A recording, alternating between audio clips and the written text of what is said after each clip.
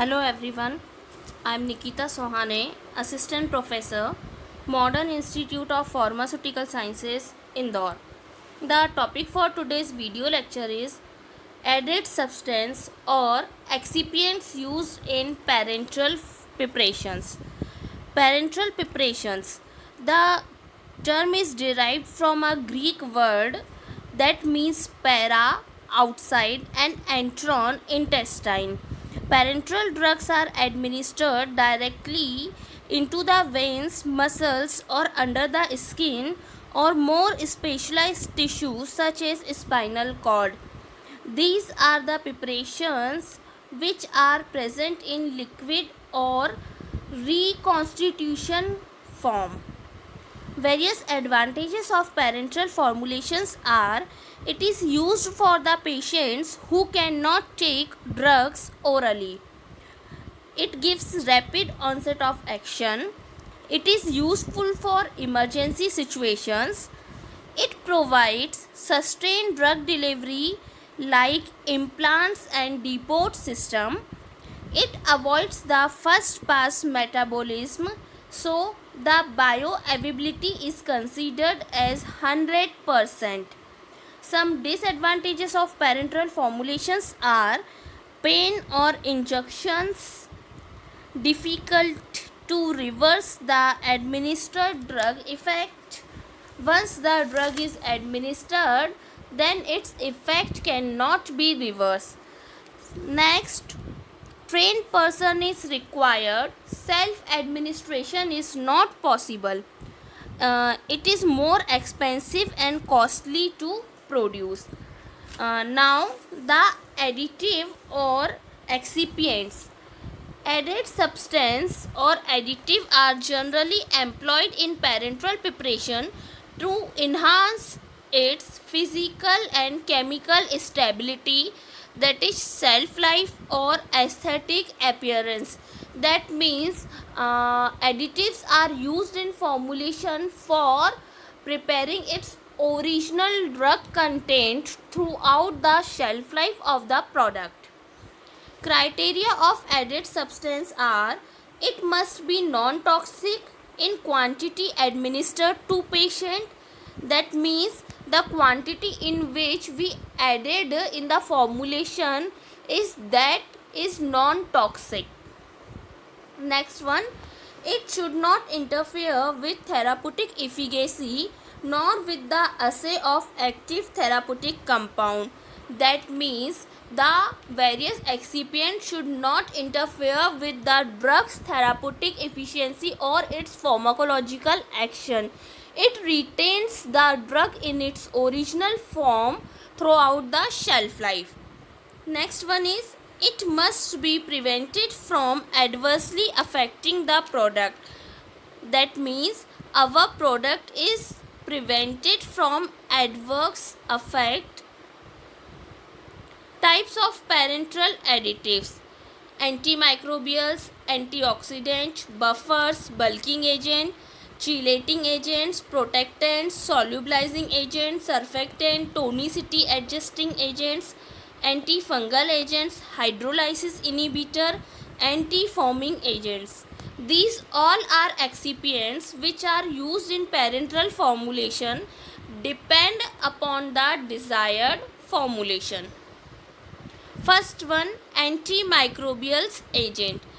Antimicrobial agent is a suitable preservative system which is required in all multiple dose parenteral product to inhibit the growth of microorganism. That means it is mainly used in vials. That formulation which has to be filled in vial, because vial has a multi-dose container, and when every time we use the vial or we use a fresh needle, but it gets inserted into the formulation, so the chances of microbial contamination is more in vials as compared to the ampule. For that purpose, antimicrobial agents are added to the multi-dose containers accidentally introduced during the withdrawal of individual dose. Preservatives may be to single dose parenteral products that are not terminally sterilized as a sterility assurance measure. That means to prevent the growth of microorganisms that could be introduced if there were any inadvertent breach or during the filling or sealing operation. If our formulation is not sterilized after the filling and sealing, so it is also used for the ampoules, because during filling and sealing operation microbial contamination can occur in ampoules also. So in ampoules antimicrobial agents are used. Example of some antimicrobial agents are benzalkonium chloride, benzethonium chloride, benzyl alcohol, phenol and metacresol. Next is antioxidant. Antioxidants are the substance which prevent the oxidative degradation, such as they scavenge the free radicals or bimolecular oxygen to remove hydrogen. Oxidative decomposition is catalyzed by metal, hydrogen, hydroxyl ions, various drugs which possessing a favorable oxidation potential will be especially vulnerable to oxygen. For example, a great number of drugs are formulated in reduced form. Example, epinephrine, morphine, ascorbic acid, and they are easily oxidized. By increasing the oxidation potential of drug, oxidation can be minimized. Salt of sulfur dioxide including bisulfite, metasulfite and sulfite are most commonly used as antioxidant in aqueous formulations. Buffers. Many drugs require a certain pH range to maintain the product stability. Drug stability strongly depends on the pH of solution.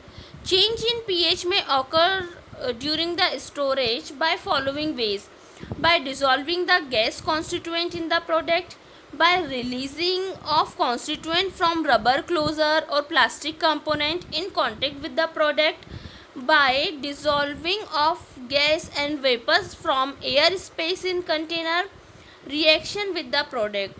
These all can affect the pH of any solution, and buffer are the substance which are added to any formulation after that a small change in or a small addition of acid or base will not affect the pH of a substance. Examples: acetic acid, adipic acid, citric acid, sodium bicarbonate and sodium carbonate. These all are buffering agent used in parenteral formulations. Next, chelating agents. Chelating metals are added to complex and thereby inactivate metal such as copper, iron, zinc that generally catalyzed oxidative degradation of drug molecules. So chelating agents are used in that formulations in which metals or copper, iron, zinc are generally used in any manner in the formulation.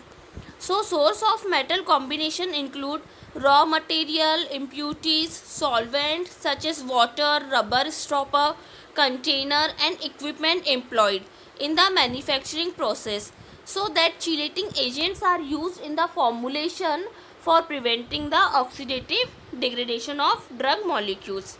Examples are edited disodium, edited tetrasodium. Inert gases. Another means of enhancing the product integrity of oxygen sensitive medicament is by displacing the air, the solution with nitrogen or argon. Nitrogen or argon are inert gases that are filled in the container free space and the atmospheric gas or the oxygen is removed from that container to prevent the oxidative degradation. This technique may be made more effective by first purging with nitrogen or boiling the water to reduce the dissolved oxygen. The container is also purged with nitrogen or argon before filling and may also be topped off with gas before sealing, so that the oxygen is removed completely from the container and the oxidative degradation cannot take place in the formulation. Solubilizing or wetting agent. Solubilizing agents are used to increase the drug solubility by using non-aqueous solvents like polyethylene glycol, ethyl alcohol, glycerin, lecithin, povidone. These all are solubilizing agents which improves the solubility of drug. Surfactant. Surfactant are used to dispose of water insoluble drug as a colloidal dispersion for wetting the powder, to prevent crystal growth in a suspension, to provide acceptable syringeability, for solubilizing steroids and fat soluble vitamins. It reduces the surface tension between the solid and liquid particle and makes solid particles to free flowing in that liquid, so that the particular dose of drug can be taken out properly. Example: polyethylene and sorbitol monooleate. Tonicity adjustment agent. Isotonicity is important factor for the parenteral preparation, because any drug molecule or any formulation which goes directly to the blood stream must match with the tonicity of blood cells, otherwise it will cause the hemolysis and affect the cell of blood. To maintain this, tonicity adjustment agent are used. Solution that are less osmotic pressure than the blood plasma called hypotonic, and the solution that are more osmotic pressure than the blood plasma called hypertonic. So the osmotic pressure of the solution should match to the osmotic pressure of blood plasma, so that the solution will be isotonic to the blood plasma and it cannot affect the erythrocytes, blood cells, or any shrink condition will develop. Example of tonicity adjuster are sodium chloride, gelatin, lactose, dextrose, sorbitols. Next are protectants. Protectants are used to protect against the loss of activity caused by some stress. So protectant will protect the activity to prevent the loss of active ingredient by adsorption to process equipment or to primary packaging material. Protectants are used for maintaining or protecting the product active ingredient to adsorb or absorb from the packaging material. Protectants are used in formulation of proteins mainly. Example of protectants are sucrose, glucose, maltose, lactose. Thank you everyone.